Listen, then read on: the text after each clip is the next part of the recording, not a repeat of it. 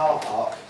Both myself and Councillor Head were shocked to find hundreds and hundreds of these so-called legal highs, these nitrous oxide canisters. Following conversations with many members in the chamber, I was surprised and alarmed to find it to be quite a common problem in many of our communities, especially around schools. One point I would make is that I don't like banning things. I'm a Tory. Bans are largely an infringement on liberty, and I think that bans tend to be a pretty blunt tool in which to do things. But some, because they very rarely actually address root causes, I think sometimes a ban is justified. Obviously, this is not a blanket ban. Public space protection order does not affect consenting adults in their homes, does not affect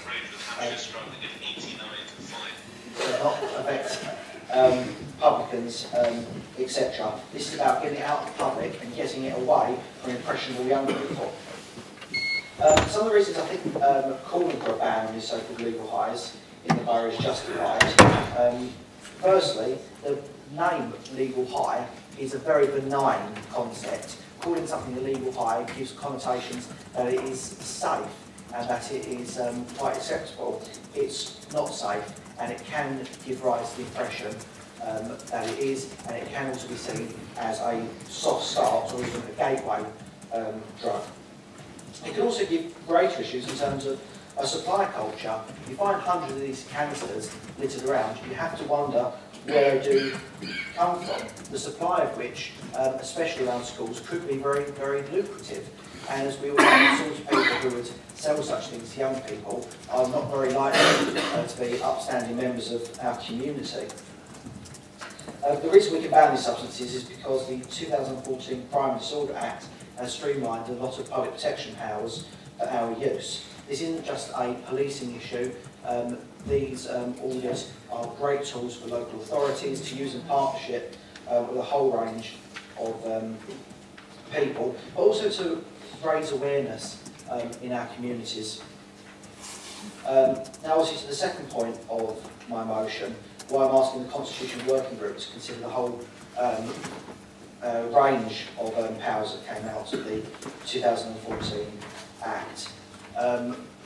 My personal view, obviously we up to the Constitution Working Group, is that these powers should perhaps rest with the Planning Committee, the Licensing Committee rather, because it is a very flexible, deliberative body where you can have that interplay between members and officers to have quite a healthy, constructive debate. I don't think full council lends itself to that sort of debate, nor do I think centralising powers with a portfolio holder or a head of service is the most accessible way for all 48 members to act on issues in their community. Just speaking to the amendment tabled by the Cabinet member, Councillor Apothecary, I'm not unsympathetic about the view that we need to consult with the police when we are attempting to move a bylaw. I know that there's been extensive consultation with the police on the issue of affecting the same order to deal with cruisers in Chafford. What I would say is, as Councillor Apothecary is aware, the big copy here is a letter that myself and Councillor Head wrote to the District Commander some weeks ago. I met with the District Commander yesterday, and he was very upfront with me. We do not have a crime wave because of legal highs, so he's not going to allow a motion to impose resource implications for him. But he is going to use it as a tool to work with the local authority, just like they do with test purchasing. We don't have... 1 minute, thank you, Madam Mayor. We don't have a crime wave of young people consuming alcohol. The police do work in cooperation with the council. The point is, these powers that we have the ability to create give flexibility between the police and the council. And the public have been very vocal, certainly myself and Councillor Head on the issue of legal highs. They do want to see action. They don't want to see drug taking become normalised in our borough. And tonight we'll begin the process of us creating this order. That would still require statutory consultation anyway, in which we can consult with the police. So tonight will not constitute an order, and it will be in effect at 9 o'clock tomorrow morning. We will still have to consult with the police anyway. That's the reason I don't feel minded to support the amendment, although I do understand the details behind it. Thank you, Madam Mayor. Do you want me to read it? Or okay, fab. Okay, so I do welcome the spirit of this motion, and I would like to thank Councillor Holden for bringing it to Council. any kind of substance abuse in our communities is alarming. And I for one have picked up some of these silver canisters when I've been out and about on my travels, particularly with my children, which has obviously made it all the more disturbing. To answer Council's question about where they're bought from, my understanding is that very large packs of these cylinder sort of canisters can actually be bought online for a relatively low cost. We're not aware of them being sold anywhere in Thurrock, but there does seem to be a very easy method of getting them online. The Crime and Disorder Act 2014 may give us opportunities with regards to new public protection powers, and I do welcome the idea of instructing the Constitution Working Group to consider how best this is to be exercised and delegated. I am proposing an amendment, however, to replace the second paragraph of the motion. A public space protection order will only work if Essex Police are prepared to enforce it. Given recent announcements from Essex Police that they can no longer respond to 97% of antisocial behaviour related crime, I am concerned that this wouldn't be a priority for the police. If Essex Police do not have the resources or the will to enforce it, a PSPO will have no teeth and be nothing more than a piece of paper. My understanding is that a borough-wide PSPO may be another stumbling block in the view of the police, so we may need to target any measures more specifically. We need to work in partnership with Essex Police on this one from the outset to get the right outcome for our young people and our communities.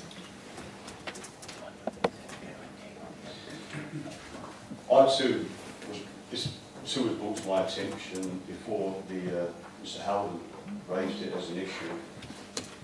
I contacted Thurrock Gazette newspaper because I understood that legal highs, as they were at the time, were illegal, not illegal, sorry, and asked them if they could research the subject as a feature in respect to Thurrock. I too also contacted Trading Standards and got the lowdown and the same information that's been supplied to you by Council Apothecary as how they were getting into Thurrock, mainly on via the internet, and that none of our premises were indeed selling them, which was very reassuring. I also applaud that we should do something about it, but the PSPOs have to be dealt with by the police. And this government has cut back police numbers. In essence, 300 odd police officers largely lost. Now, this government is also suggesting that the way forward with policing, it could be used as PSPOs, is to bring in unpaid civilian volunteers. I'm just wondering how many people in the chamber might volunteer to be an unpaid police civilian volunteer instead of having more police officers that we should have in Thurrock and Essex.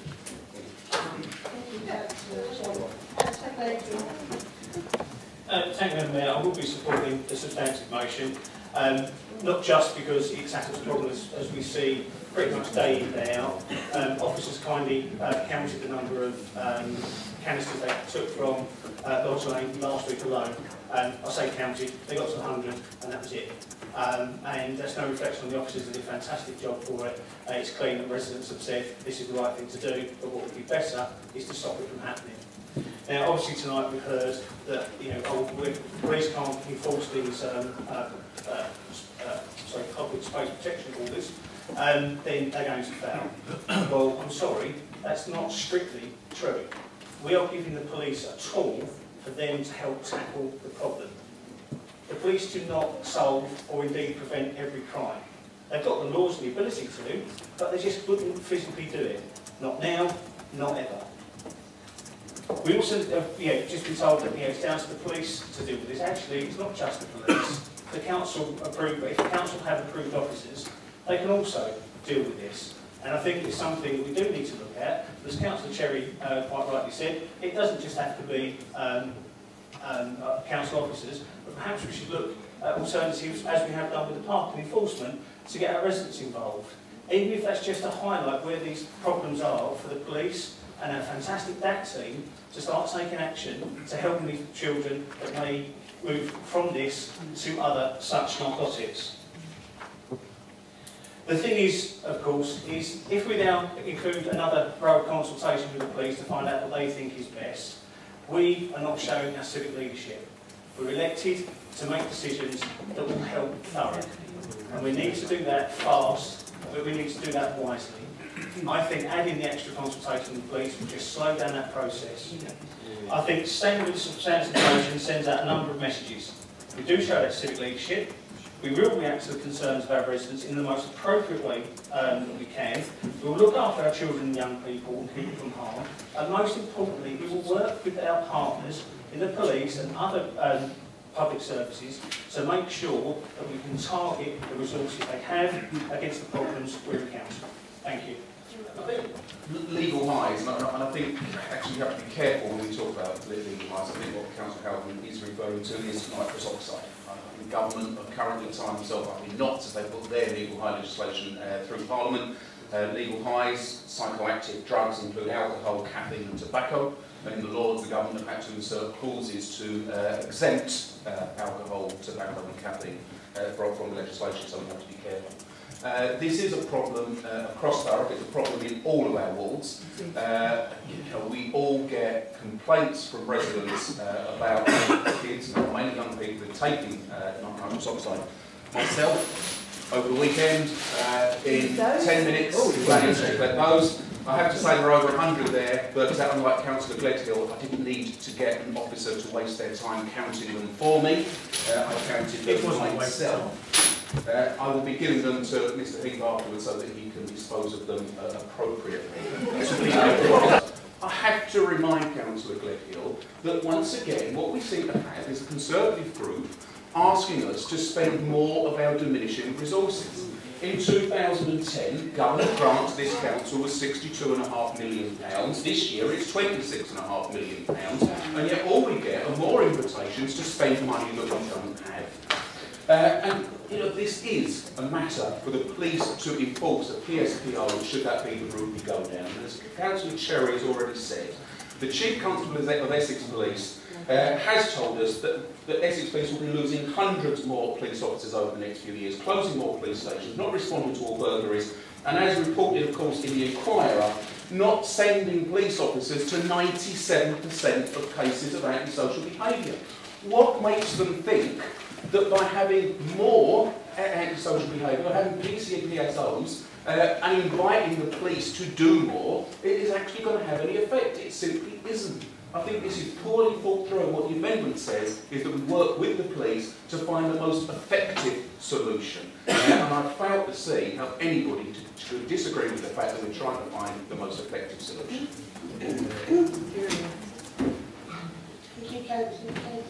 The councillors and residents of Thurrock, I am also sick and tired of seeing these spent cartridges strewn in all sorts of areas in the borough, from car parks, alleyways to children's play areas. Now, for the most part, I welcome the idea of a complete ban on these so-called illegal highs, and for the most part wanted to support the motion, but feel unsure how this new law is to be enforced. I also respect Councillor Howden, who put the motion forward, but feel I would like Council to obtain further information and gather full clarification from central government and police as to how this public space protection order should be implemented, and also what could be the additional cost to Council. So, there you go. Thank you very much. Thank you, Councillor Ward. That was me.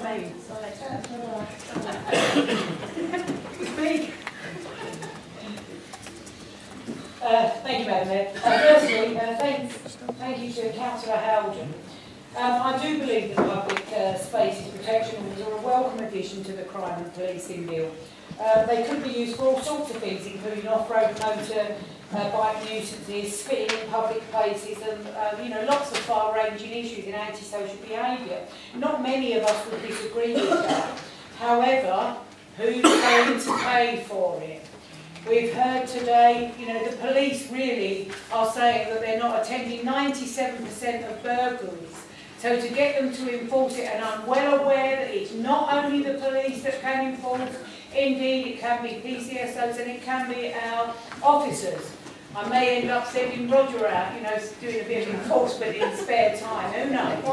We have not got the finances in the council to finance this initiative, and the amendment clearly states that we should be speaking with the police to discuss. Also, secondly, most of these orders are punished on the spot fines. That's how they're punished in almost all cases. As most of these illegal hires are used by teenagers, who's going to be responsible for the on-the-spot fine? How are we going to collect that money? Is this another expensive function that council officers will be picking up? Thank you, Madam Mayor. So, Madam Mayor, just a point of order on a point of clarification. This issue of further consultation with the police, you need to look at the legislation, how the rules have been in place. We cannot affect the order this evening. It does have to go to a round of public consultation, which would include the police. The issue of, therefore, not going to the order and sending it to police, it's obfuscation of responsibility. And I'm pleased to say that I will be supporting this motion in Council Holden this evening. My first instinct as a Libertarian when I saw this motion was to think, why do we always want to ban things all the time? I was shocked when I saw Councillor Holden's name above it, seeing as I would consider him a fellow Libertarian as well. But I challenged him on Monday night to take me through the merits of this. And I've got to say, his arguments in favour of this are well founded. This is important. As young people in this borough, and of course all over the country, don't always do what they're told, but they look at other people's examples. And of course, Councillor Holden and Councillor Head went out and found these canisters in the car park, which we've all seen all over the borough. And it's got nothing to do with us prying into what private people do in their private lives, in their homes, etc. And I want to stress that, but I also want to say we can't have this in our car parks, in our open spaces, in our streets, with young people around. I will contest both here and privately with Councillor Holden that using public protection powers isn't always the best way of solving an issue, although I do think it should be at the forefront in this. Sometimes the answer can be using our influence as councillors and our connections. I find that being a councillor and being part of this organisation is often as well connected as being in the motor trade, which I also do, and I find that we all have a certain degree of influence and connection amongst us, and I don't think this is just a public protection issue. Different departments should also be not using massive resources, but looking at ways in which they can also help out with this. For example, public health, it's a big issue of public health, getting into schools, explaining what these products can do to kids, because we don't, as Councillor Dedrick said, want them moving on to harder stuff, or moving even on to this. Thank you. All I really want to say is, let's use our influence, let's use our connections as well as our public protection powers, and let's deal with this in more ways than one. Thank you. Thank you, Councillor. Thank you, Madam Mayor. And I, in one of my other jobs, sitting on there outside, but in the independent advisory group to police, this was raised at that meeting, and I also sit on the LGA for Safer Communities Board, where subjects not too dissimilar were discussed. And when James proposed it, when Councillor Holden proposed this, Madam Mayor, I struggled with it, and I actually debated quite a lot with Councillor Holden about it. Because I don't like imposing laws just for the sake of it. However, there are times when you have to take on leadership. You have to be sure that you are providing the police with all the tools necessary for the job. And to me, this is one of these times when we are providing all the tools. The public protection orders is something we've used here before in the council. There's a current consultation going on about using the very same order to tackle boy racers in Chapel 100 area. And to me, that's another positive use of the same tool. So to me, it's not saying it's going to cost because it's this, that, and the other. It's about providing the police with additional tool sets to deter it. Madam Mayor, it's very easy for us to say, well, let's not do this now, but indeed, I've sat on licensing, and when you see parents who got children engaging in illegal hire or other sorts of abuse, then straight away all these type of rhetoric goes out of the window, and we would want to use every power we have to ensure that it's stopped. So that's why I'm going to support the substantial question. Thank you. Thank you, Councillor Roger. Councillor Hamilton. Thank you. If my memory serves me right, I remember when it comes to payment, someone a long time in the past mentioned couldn't be taken to a cash machine, cash point, and use their card, which of course is very good theoretically, but of course when it comes to practice, very difficult to do that. And I think it's generally speaking, I think overall, yes, it's a great thing to do, it's a great thing to put into motion, but it actually comes from push to shove. The implementation, I think, is going to be very, very difficult. It's a great law, fantastic, but to try and actually make it work, I don't think it's going to be very possible. No one's mentioned ecstasy, and that was the problem years ago in nightclubs. Then, I think at the moment, we're just talking about this. yes, I'm saying that the thing is, it's very difficult, that's legal, right? Very difficult to stand out because it was a legal thing. Glue sniffing, again, not mentioned yet, again, legal in the sense you used to be able to buy it into glue.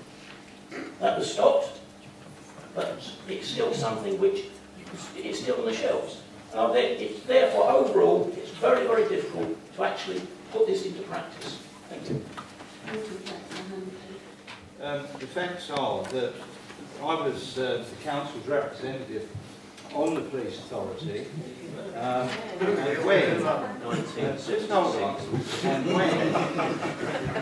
when the police authorities were abolished, we had 3,600 police officers. Now, under this Tory government, what we're going to be left with in the next round of cuts, so that the public can understand, we might well be down to 2,500 police officers. So, under a party that believes in law and order, we're about to shed 1,100 police officers. They'll be gone. And now, it's all very well to put up these motions, but someone has to pay. We're being told by Councillor Kent, and I have the chart in front of me, about the 65 million and what we're down to now. And if the Chancellor has his way, you know, come 2020, this council won't get any grant at all. So, on one hand, you want us to do extra work, but we haven't got the money. On the other hand, you want the police to do the extra work, and the officers have told you quite clearly they haven't got that resource. What you must do, you Conservatives, you must go and see Mr Cameron when he's got time that he's not doing them other rituals in his life.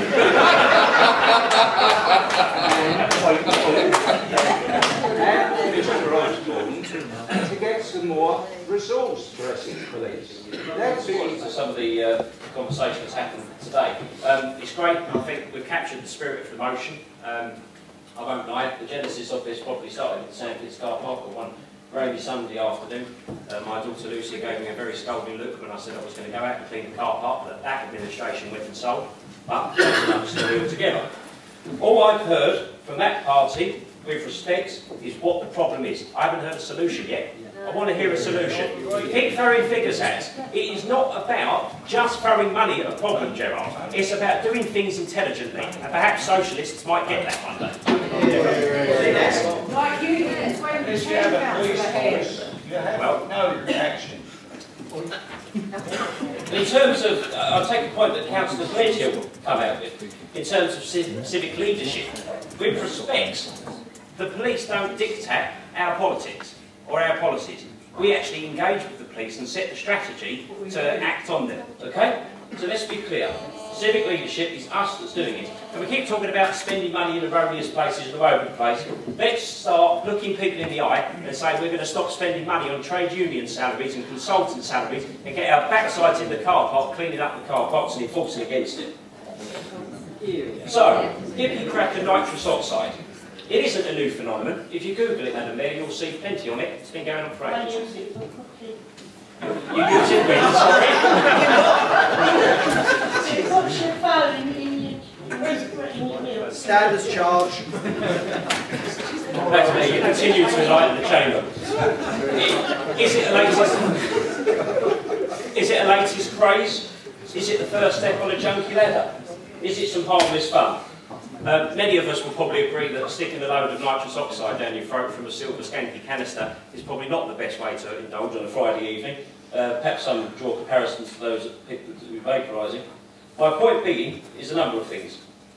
Some of our neighbourhoods are looking like the Black Plague. The Sandpits car park is a disgrace, and you go elsewhere around this borough, and there are areas pretty much like it, principally because of the behaviour and actions of the so-and-sos that are using these canisters. The increasing use in public spaces is a joke. We have to act. No, we don't have to, we could choose to, and I think that decision is quite clear for us tonight. But there's a real thing that I don't think we've mentioned yet. There are teenagers dying from asphyxiation from using these canisters in an uncontrolled way. Now we can kick this into the long grass, ladies and gentlemen, or we can social leadership and do something about it. Myself and Councillor Haldon, I dare say many probably think we agree on absolutely everything. I think in terms of politics we have more arguments than most people. There's two arguments, being liberal. So the liberal piece around not banning everything, the freedom to do what one wants to do in their front room, etc. That's great, but now it's transgressing new thresholds. And it's going into our parks, it's going into our car parks and everything. It might not be illegal, but it doesn't make it right either. Again, on some of the points that Councillor Hamilton came up earlier. We see it in the streets. The behaviour is a joke. The hygiene in the street cleanliness is a joke. And speaking frankly on behalf of my residents, we are sick to the back teeth of tripping over, slipping over bloody things. James Haldon has engaged well with the schools. The schools have already raised what a red flag this is. This is perilous. We have to act now. And again, I make the final point, people have died. And if we don't stop doing it, I do not want to be one of 49 councillors in this chamber which has the headline, child died because we failed to act. You go and sleep last night, I won't. So the time there is to act, and to do what's in our span of control. I shan't go into the legal freedoms which Councillor Haldon has extolled. Not everyone in this room is a liberal, but most of us, lots of us, are parents. Think about your own kid. Think about your own child. Pray to God they never get in that situation. Let's take this, let's strangle it once and for all, before we become suffocated by antisocial behaviour, and pray to God not any more deaths, any deaths in the borough. Thank you.